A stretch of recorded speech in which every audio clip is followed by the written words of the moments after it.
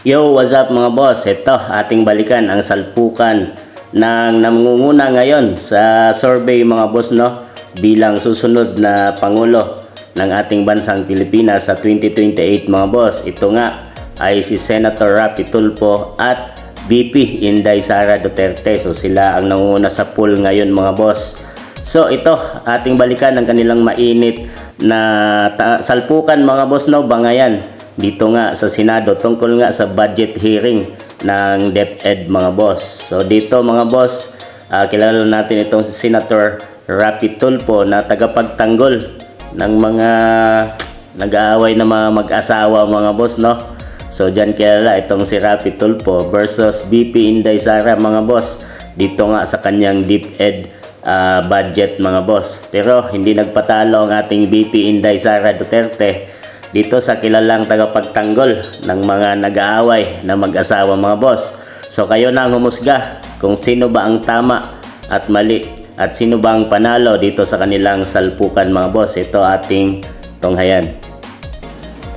We take note of your comments, Your Honor. Thank you, but Your Honor, they must answer these questions because itong question ko po galing po to sa mga magulang mag-aaral. Kasi po, I told them na hayaan nyo pagdating doon sa hearing sa budget, i-raise ko to. Kung hindi nyo ako pagsasalitain dito, then... Pinagsasalita naman po kayo. Hindi kasi sinasabi, wag daw sagutin. Hindi, the VP would like to be the one to answer the Okay, question. thank you. That's my understanding. No, I'm just moderating Madam. for everybody. Like I said... The VP wanted to answer instead of her USEC. Like I said... Madam Chair, Your Honor, number one, you asked the question on how you can help. Paano kayo makatulong na senator na kayo ngayon? Pwede po kayong gumawa ng batas na ipagbawal po ang voluntary contribution sa mga PTAs.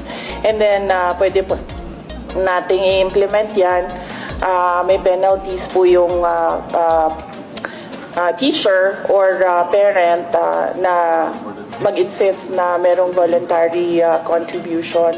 Ang mga PTA po, just like all the other associations, are guided by the majority. Kung ano po yung nadedesisyonan ng majority doon sa kanilang association, yun po yung nasusunod.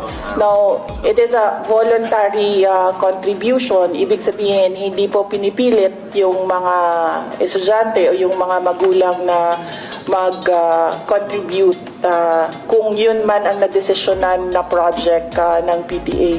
Marami po tayong mga stakeholders na iba-iba po yung projects nila sa ating mga paaralan. Hindi lang po mga PTA, but we have NGOs, we have private sector donors who partner with our public schools sa mga specific na projects nila in certain schools. Ganito po din yung ating mga PTA. Pinag-iisipan po ng teachers and ng parents kung paano sila makatulong sa eskwelahan para sa pag-aaral ng mga bata.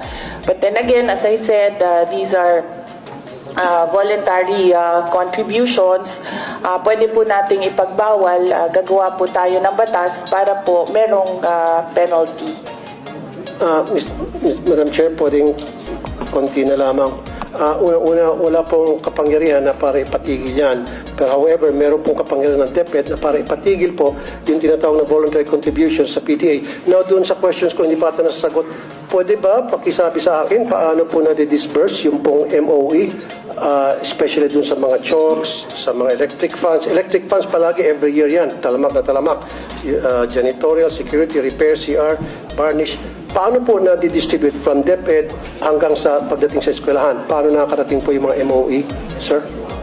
Meron po tayong listahan kung saan po pwedeng gamitin yung school MOE.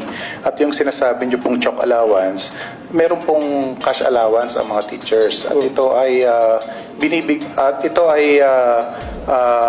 taon-taon na ibinibigay sa mga teachers. Kaya hindi po tama na mag-demand ang PTA na magsusolicit ng contribution from the members of the PTA para mabigyan ng chalk allowance ang mga teachers because meron ngang panukala sa both chambers of Congress na i-increase yung cash allowance to 10,000. Good. Kasi sir, katulad yan, aside from chalk, floor wax, pintura, varnish, alam mo kasi sa LGU, meron po atang allocated na 1% from the real property tax sa ata na SAF po. SAF SAF, opo. para sa maintenance ng school. Opo. So doon po pwedeng kumuha kayo ng dagdag budget. Wag lang ho sana humingi sa mga estudyante. Kasi nga talaga sir, every single year, palagi pong kasama doon sa paghingi ng contribution ng electric fan. So bakit po kinakailangan ng mga estudyante mag-shoulder ng electric fan ng bawat classroom? Sir. Yes, opo sir. Magkakaroon po kami ng, maglalabas kami ng memorandum and directive to all our schools. Yusek Escobedo. Yes, VP, go ahead. Yes, Madam Go ahead, Chair, Your Honor, we take note of your advice. You don't answer, you don't sign department orders. We take note of your comments, Your Honor. Thank you, but Your Honor, they must answer these questions because itong question ko po, galing po to sa mga magulang na mag-aaral. Kasi po, I told them na hayaan nyo, pagdating doon sa hearing, sa budget, i-raise ko to. Kung Yes. hindi nyo ako pagsasalitain dito, then, Pinagsasalita naman po kayo. hindi kasi sinasabi, wag daw sagutin. Hindi, the VP would like to be the one to answer the Okay, question. thank you. That's my understanding. No, I'm just Thank you, moderating Madam. for everybody. Like I said, The VP wanted to answer instead of her USEC. Like I said, supporter po ako. Hindi ko po questionin yung budget. Ayaw ko pong bawasan. In fact, I'd like to put it on record. Kung dadagdagan pa yung budget ng DepEd, I will support. Kaya lang, kailangan ko lang po ng mga kasagutan sa ilang katanungan ng mga magulang na mag-aaral. I don't have anything against. In fact, confidential fund na marami nagka-question, I don't give a heck about that. Walang pakialam dyan. Ang pakialam ko talaga, yung hinain ng mga magulang. Yun lang po talaga. So, paki-answer lang po.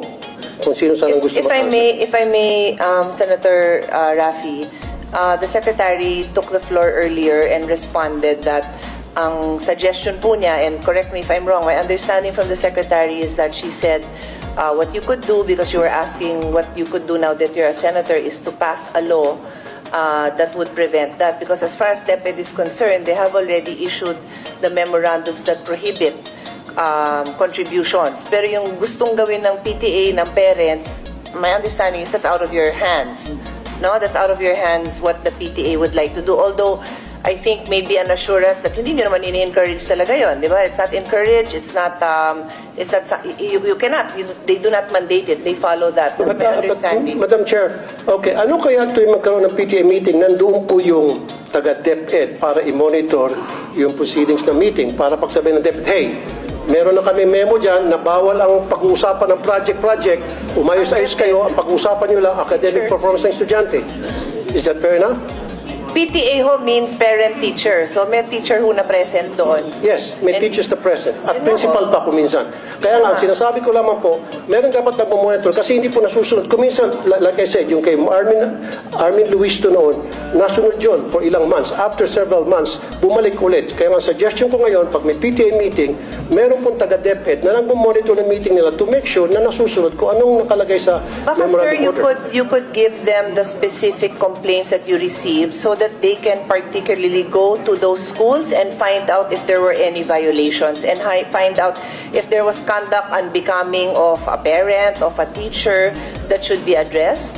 Ang reklamo nga po, Madam Chair, ay yung pong sinasabing voluntary contribution na inaamin na nga po ng DepEd na mali talaga. Tulad po na ulitin ko, chalk, floor wax, pintura, varnish, TV, electric fan, test tube, printer, utility bills, janitorial, security guard, repair ng CR.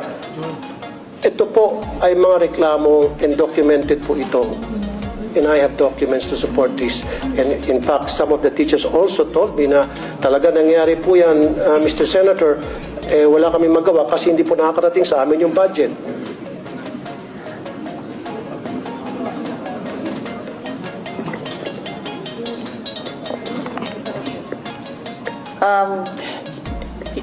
Madam Chair, Your Honor, we will submit the downloading of MOOE up to the school level to the Finance Secretariat. At doon na lamang po, Madam Chair, test tube. Hinihingi din po, kasama rin po yung Pwede test bang tube. submit natin? Kasi sir, I've reminded everyone who's Last na beyond lamang their po, Madam time. Chair. Last na lamang. Sige. Test tube. Alam ko meron natang 500 billion na budget for the test tube. Parang every year,